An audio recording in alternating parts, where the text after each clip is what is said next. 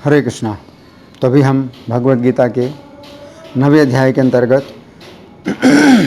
श्लोक संख्या 4 पर विचार करेंगे। मया ततमिदं सर्वं जगदव्यक्तः मूर्तिना मत्स्थानि सर्वभूतानि न चाहं तेषु अवस्थितः। तो यहाँ पर भगवान कह रहे हैं मया ततम इदम सर्वम जगत, तो मेरे द्वारा ये संपूर्ण जगत ततम यानी व्याप्त है। अव्यक्त मूर्तिना, हाँ, मेरी अव्यक्त मूर्ति के द्वारा व्याप्त है संपूर्ण जगत। मत्स्थानि सर्वभूतानि, और संपूर्ण प्राणी मुझ में स्थित हैं। न चाहम तेषु अवस्थितः, लेकिन मैं उनमें अवस्थित नहीं हूँ। अब हम सुनेंगे प्रभुपाद तात्पर्य में क्या लिखते हैं। श्रील प्रभुपाद की जय। भगवान की अनुभूति स्थूल इंद्रियों से नहीं हो पाती। कहा गया है कि अतः श्री कृष्ण नाम आदि न भवेद ग्राह्यम इंद्रिय सेवोन्मुखे ही जिह्वादो स्वयमेव स्फुरति अधः। भक्ति रसामृत सिंधु 1-2-234। भगवान श्री कृष्ण के नाम, यश, लीलाओं आदि को भौतिक इंद्रियों से नहीं समझा जा सकता। जो समुचित निर्देशन से भक्ति में लगा रहता है उसे ही भगवान का साक्षात्कार हो पाता है। ब्रह्म संहिता में 5:38 कहा गया है, प्रेमांजन छुरित भक्ति विलोचनेन संतः सदैव हृदयेषु विलोकयन्ति। यदि किसी ने भगवान के प्रति दिव्य प्रेमाभिरुचि उत्पन्न कर ली है तो वह सदैव अपने भीतर तथा बाहर भगवान गोविंद को देख सकता है। इस प्रकार वे सामान्य जनों के लिए दृश्य नहीं है। यहाँ पर कहा गया है कि यद्यपि भगवान सर्वव्यापी हैं और सर्वत्र उपस्थित रहते हैं, किंतु वे भौतिक इंद्रियों द्वारा अनुभवगम्य नहीं हैं। इसका संकेत अव्यक्त मूर्तिना शब्द द्वारा हुआ है। भले ही हम उन्हें ना देख सकें, किंतु वास्तविकता तो ये है कि उन्हीं पर सब कुछ आश्रित है। जैसा कि 7वें अध्याय में बताया जा चुका है कि संपूर्ण दृश्य जगत उनकी 2 विभिन्न शक्तियों, परा या आध्यात्मिक शक्ति तथा अपरा या भौतिक शक्ति का संयोग मात्र है। जिस प्रकार सूर्य प्रकाश संपूर्ण ब्रह्मांड में फैला रहता है, उसी प्रकार भगवान की शक्ति संपूर्ण सृष्टि में फैली है और सारी वस्तुएं उसी शक्ति पर टिकी हैं। फिर भी किसी को इस निष्कर्ष पर नहीं पहुंचना चाहिए कि सर्वत्र फैले रहने के कारण भगवान ने अपनी व्यक्तिगत सत्ता खो दी है। ऐसे तर्क का निराकरण करने के लिए ही भगवान कहते हैं मैं सर्वत्र हूँ और प्रत्येक वस्तु मुझ में है तो भी मैं पृथक हूँ। उदाहरणार्थ, राजा किसी सरकार का अध्यक्ष होता है और सरकार उसकी शक्ति का प्राकट्य होती है। विभिन्न सरकारी विभाग राजा की शक्ति के अतिरिक्त और कुछ नहीं होते और प्रत्येक विभाग राजा की क्षमता पर निर्भर रहता है। तो भी राजा से यह आशा नहीं की जाती कि वह प्रत्येक विभाग में स्वयं उपस्थित हो। ये एक मोटा सा उदाहरण दिया गया। इसी प्रकार हम जितने स्वरूप देखते हैं और जितने भी वस्तुएं इस लोक में तथा परलोक में विद्यमान हैं, वे सब भगवान की शक्ति पर आश्रित हैं। सृष्टि की उत्पत्ति भगवान की विभिन्न शक्तियों के विस्तार से होती है और जैसा कि भगवद गीता में कहा गया है, विष्टभ्यहम इदं कृत्स्नम्, वे अपने साकार रूप के कारण अपनी विभिन्न शक्तियों के विस्तार से सर्वत्र विद्यमान हैं। तो यहाँ प्रभुपाद का तात्पर्य पूरा हुआ। अब हम सुनेंगे श्री भगवान ने कहा में इस श्लोक की कैसी व्याख्या हुई है। पिछले श्लोक में श्री कृष्ण ने कहा था कि जिन लोगों की इस धर्म के प्रति श्रद्धा नहीं है वे श्री कृष्ण को ना प्राप्त करके मृत्यु को प्राप्त करते हैं। उस समय अर्जुन के मन में प्रश्न उठा, यदि ये धर्म इतना महत्वपूर्ण है तो ये धर्म क्या है। अंतर्यामी होने के कारण श्री कृष्ण अर्जुन के प्रश्न को समझ गए। अतः उन्होंने इस श्लोक में बताया है कि श्री कृष्ण का ये धर्म अर्थात आंतरिक गुण है कि वे प्रत्येक परमाणु के अंदर प्रविष्ट हैं। इस श्लोक में श्री कृष्ण की 3 अत्यंत महत्वपूर्ण शिक्षाएं हैं जिनकी हम क्रमपूर्वक चर्चा करेंगे। तो पहली शिक्षा, इस श्लोक की प्रथम पंक्ति के शब्द हैं मया ततम इदं सर्वम जगत अव्यक्त मूर्तिना, अर्थात मैं अपनी अव्यक्त मूर्ति के द्वारा संपूर्ण जगत में व्याप्त हूँ। यहाँ पर श्री कृष्ण कह रहे हैं कि वे अपनी अव्यक्त मूर्ति के द्वारा संपूर्ण जगत में व्याप्त हैं। इस प्रकार उनका संपूर्ण जगत पर नियंत्रण है। ये समझने की बात है कि जिस व्यक्ति का संपूर्ण जगत पर नियंत्रण है उसी को जगत का स्वामी कहा जाएगा। इस प्रकार श्री कृष्ण को जगन्नाथ, जगतपति, जगदीश आदि नामों से पुकारा जाता है। हम जीवात्माएं किसी वस्तु या किसी व्यक्ति के स्वामी या नाथ अवश्य बनना चाहते हैं, परंतु हमारा नियंत्रण किसी भी वस्तु या व्यक्ति के ऊपर नहीं होता है। ऐसी स्थिति में हम केवल स्वप्न की ही स्थिति में रहते हैं कि हमें किसी वस्तु या व्यक्ति के ऊपर अधिकार प्राप्त हो गया है। यहाँ पर श्री कृष्ण कह रहे हैं कि वे अपनी अव्यक्त मूर्ति के द्वारा संपूर्ण जगत में व्याप्त हैं। इसका अर्थ है कि श्री कृष्ण ने अपना विस्तार इतने छोटे रूप में किया है कि वे प्रत्येक परमाणु के अंदर स्थित हैं। ब्रह्म संहिता 5:35 में ब्रह्मा जी कहते हैं कि श्री कृष्ण इतने विशाल हैं कि संपूर्ण ब्रह्मांड उनका शरीर है, परंतु साथ ही साथ श्री कृष्ण इतने छोटे हैं कि वे प्रत्येक परमाणु के अंदर भी स्थित हैं। तो यहाँ पर अव्यक्त का अर्थ निराकार नहीं है, बल्कि अव्यक्त का अर्थ है कि श्री कृष्ण इतने अधिक सूक्ष्म हैं कि हम अपनी इंद्रियों के द्वारा उनकी अनुभूति नहीं कर सकते हैं, परंतु वे प्रत्येक परमाणु के अंदर प्रविष्ट रहती हैं। गीता 8:9 में श्री कृष्ण कहते हैं कि योगी लोग श्री कृष्ण का चिंतन अणु से छोटे परमाणु के अंदर करते हैं। उक्त श्लोक के तात्पर्य में श्रील प्रभुपाद लिखते हैं कि श्री कृष्ण परमेश्वर के रूप में परमाणु में तथा सभी के हृदय में प्रवेश करते हैं और परमात्मा के रूप में सभी पर नियंत्रण करते हैं। महाभारत सभा पर्व के अंतर्गत अध्याय संख्या 68 में वर्णन आता है कि कौरवों की सभा में दुशासन के द्वारा निर्वस्त्र की जाती हुई द्रौपदी ने जिस समय श्री कृष्ण को पुकारा, उस समय श्री कृष्ण गदगद हो गए तथा सैया और आसन छोड़कर दया से द्रवित होकर पैदल ही दौड़ पड़े। श्री कृष्ण ने अव्यक्त रूप से द्रौपदी के वस्त्र में प्रवेश करके भांति भांति के सुंदर वस्त्रों के द्वारा द्रौपदी को आच्छादित कर दिया। उस समय दुशासन द्रौपदी के शरीर से जितने वस्त्र उतारता था, उसी तरह के दूसरे दूसरे अनेक रंग बिरंगे वस्त्र प्रकट होने लगे। इस वर्णन से पता चलता है कि श्री कृष्ण प्रत्येक परमाणु में स्थित हैं, अतः उन परमाणुओं से ही अनेक अनेक वस्त्र उसी समय बनने लगे। ब्रह्म संहिता 5:35 के तात्पर्य में श्रील भक्ति सिद्धांत सरस्वती ठाकुर लिखते हैं, श्री कृष्ण प्रत्येक ब्रह्मांड के प्रत्येक परमाणु में भी पूर्ण रूप से विराजमान रहते हैं। सबके स्वामी श्री कृष्ण की इस प्रकार की सर्वव्यापकता उनका एक ऐश्वर्य है। अब दूसरी शिक्षा, इस श्लोक में आगे के शब्द हैं मत स्थानी सर्वभूतानि, अर्थात समस्त प्राणी मुझ में स्थित हैं। तो यहाँ पर श्री कृष्ण दूसरी बात कह रहे हैं। पहली बात तो ये थी कि श्री कृष्ण अपना विस्तार प्रत्येक परमाणु में करते हैं। अब यहाँ पर श्री कृष्ण दूसरी बात कह रहे हैं कि वे इतने विशाल हैं कि सभी प्राणी उनमें ही स्थित हैं। गीता 11:7 में श्री कृष्ण अर्जुन से कहते हैं कि हे अर्जुन, तुम मेरे शरीर के एक ही स्थान में संपूर्ण जगत को देखो।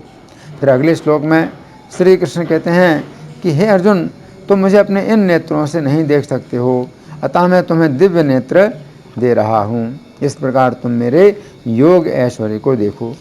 श्लोक संख्या 11:7 के तात्पर्य में श्रील प्रभुपाद लिखते हैं, कोई भी व्यक्ति एक स्थान में बैठे बैठे सारा विश्व नहीं देख सकता। यहाँ तक कि बड़े से बड़ा वैज्ञानिक भी ये नहीं देख सकता कि ब्रह्मांड के अन्य भागों में क्या हो रहा है, किंतु अर्जुन जैसे भक्त ये देख सकते हैं कि सारी वस्तुएं जगत में कहाँ कहाँ स्थित हैं। श्री कृष्ण उन्हें शक्ति प्रदान करते हैं जिससे वे भूत, वर्तमान तथा भविष्य जो कुछ देखना चाहें देख सकते हैं। इस तरह श्री कृष्ण की कृपा से अर्जुन सारी वस्तुएं देखने में समर्थ हैं इति। अब तीसरी शिक्षा, और मैं उनमें नहीं हूँ। श्लोक के अंतिम शब्द हैं न चा अहम तेषु अवस्थितः, अर्थात मैं उनमें नहीं भी हूँ।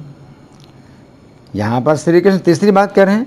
श्री कृष्ण ने पहली बात कही थी कि वे प्रत्येक प्राणी के हृदय में तथा प्रत्येक परमाणु के अंदर स्थित हैं, परंतु अब तीसरी बात कह रहे हैं कि वे प्रत्येक प्राणी के हृदय में नहीं भी हैं। इसका अर्थ है कि श्री कृष्ण यद्यपि अपने आंशिक विस्तार के द्वारा परमात्मा के रूप में सभी प्राणियों के हृदय में स्थित हैं, परंतु हमें यह नहीं सोचना चाहिए कि श्री कृष्ण ने अपने आप को सभी प्राणियों के हृदयों में परमात्मा के रूप में विस्तृत कर दिया है, तो अब श्री कृष्ण नाम के कोई व्यक्ति नहीं रहे। इस श्लोक के तात्पर्य में श्रील प्रभुपाद लिखते हैं, फिर भी किसी को इस निष्कर्ष पर नहीं पहुंचना चाहिए कि सर्वत्र फैले रहने के कारण भगवान ने अपनी व्यक्तिगत सत्ता खो दी है। इति यद्यपि श्री कृष्ण परमात्मा के रूप में सभी प्राणियों के हृदयों में स्थित हैं, परंतु वे स्वयं रूप में तो अपने भक्तों के साथ लीलाएं करते हैं। भागवत 9:4-63 में श्री कृष्ण दुर्वासा मुनि से कहते हैं कि हे मुनि, मैं पूर्णतः अपने भक्तों के वश में हूँ, निस्संदेह मैं तनिक भी स्वतंत्र नहीं हूँ। भक्तों के द्वारा मेरा हृदय ग्रसित रहता है। फिर भागवत 9:4-68 में श्री कृष्ण कहते हैं कि हे मुनि, भक्त मेरे हृदय में रहते हैं तथा भक्तों के हृदय में मैं रहता हूँ। वे मेरे अतिरिक्त कुछ भी नहीं जानते हैं तथा मैं भी उनके अतिरिक्त कुछ भी नहीं जानता हूँ।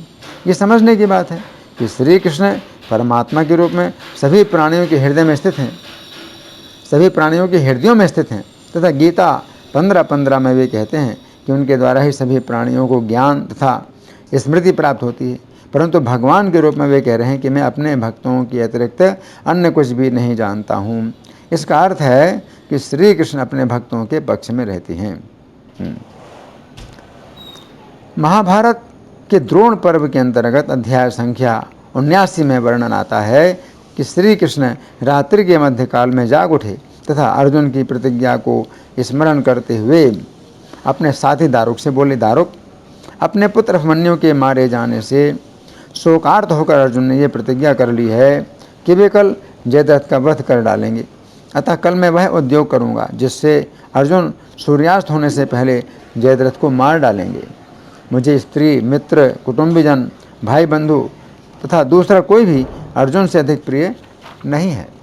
दारुक, मैं अर्जुन से रहित इस संसार को 2 घड़ी अर्थात 48 मिनट भी नहीं देख सकता।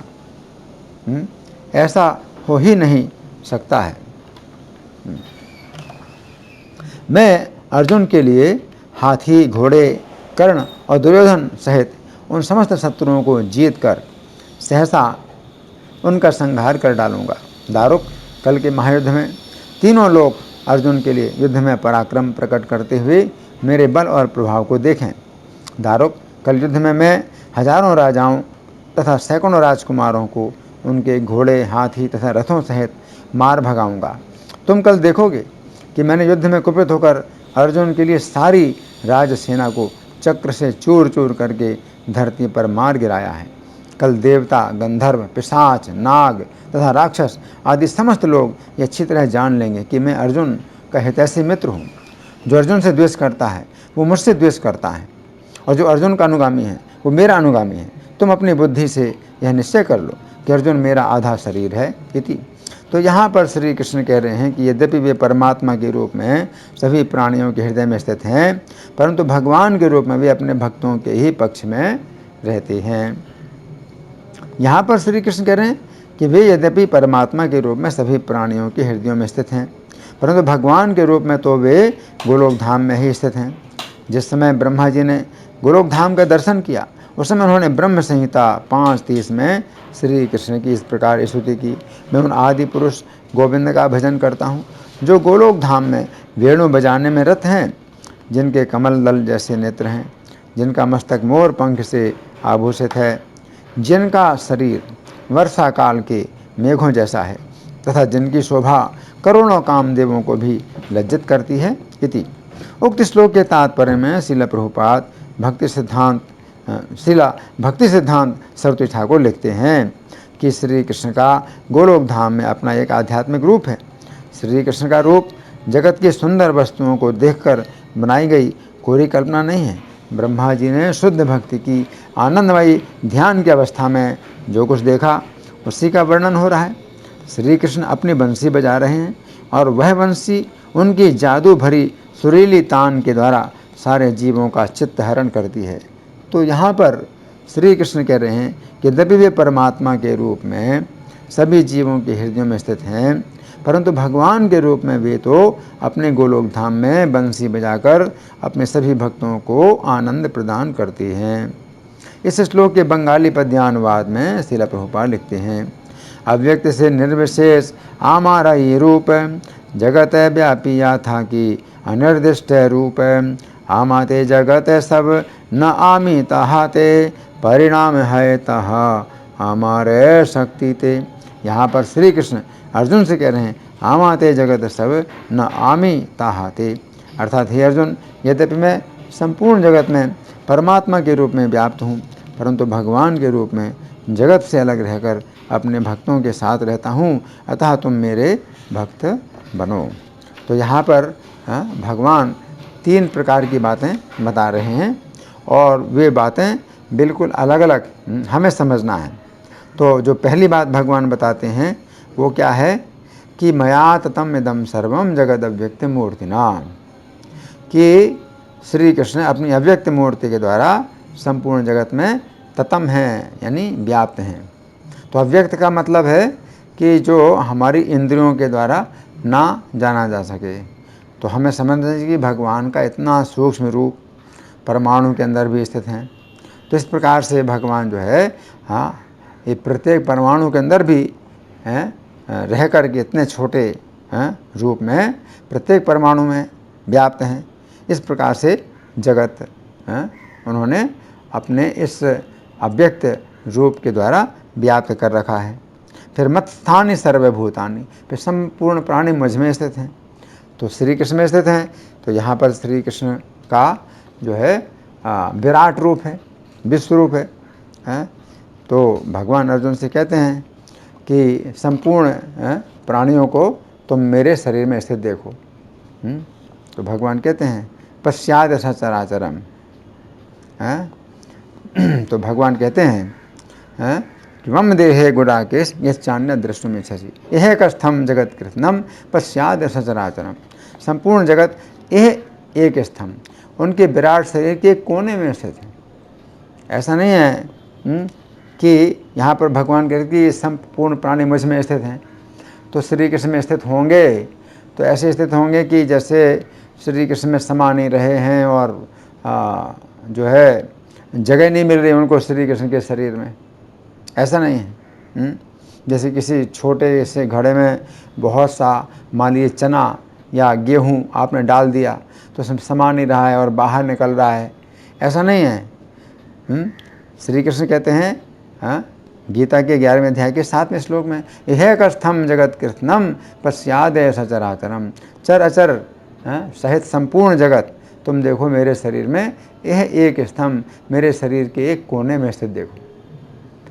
तो श्री कृष्ण का जो विराट रूप है इतना बड़ा है कि संपूर्ण जगत जो है उस शरीर के जो है एक कोने में ही स्थित है, कि कोई मतलब वो दिक्कत नहीं है कि जगह नहीं है, जगह नहीं है। जैसे बहुत से कमरे में 2 लोग बैठे हों तो पूरा कमरा खाली लगता है 2 लोगों के लिए, क्या है। उसी प्रकार संपूर्ण जगत को भी जो है रखने के लिए भगवान का जो शरीर विराट शरीर इतना बड़ा है कि एक छोटे से कोने में ही जो है संपूर्ण जगत आ जाता है भगवान के शरीर में। तो मत स्थानीय सर्वभूतानि का मतलब ये है कि भगवान के जो है विराट शरीर में संपूर्ण प्राणी बड़ी आसानी से और बड़े आराम से जो है स्थित हैं। फिर न चाहम तेषु अवस्थितः, फिर भगवान कहते हैं कि परंतु मैं उनमें स्थित नहीं हूँ। तो पहले कहा था कि मैं सब में स्थित हूँ, मेरे द्वारा सब व्याप्त है, अभी कहते हैं मैं उनमें स्थित नहीं हूँ।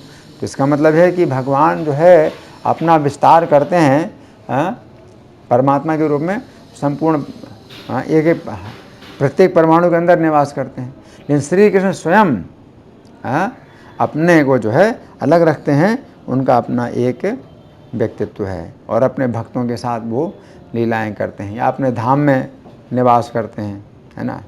तो श्री कृष्ण को जो है फिर ये नहीं समझना चाहिए कि वो परमात्मा रूप हो गए तो बस अब वो परमात्मा के रूप में सब प्राणियों के हृदय में जो है बट गए और अब श्री कृष्ण का जो है अपना कोई रूप नहीं रहा।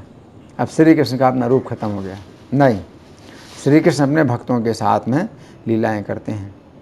परमात्मा के रूप में सब प्राणियों को ज्ञान भी देते हैं, और हर प्राणी के अंदर वो जानते हैं किसके कैसे कर्म हैं, किसी की कैसी इच्छाएं हैं, और उनकी इच्छाओं को पूर्ति भी करते हैं। लेकिन भक्तों के साथ जब श्री कृष्ण रहते हैं, साक्षात श्री कृष्ण लीलाएं करते हैं, तो भगवान कहते हैं मदन्यत्य न जाति, कि भक्त लोग मेरे अलावा कुछ नहीं जानते हैं, तो मैं भी उनके अलावा कुछ नहीं जानता हूँ।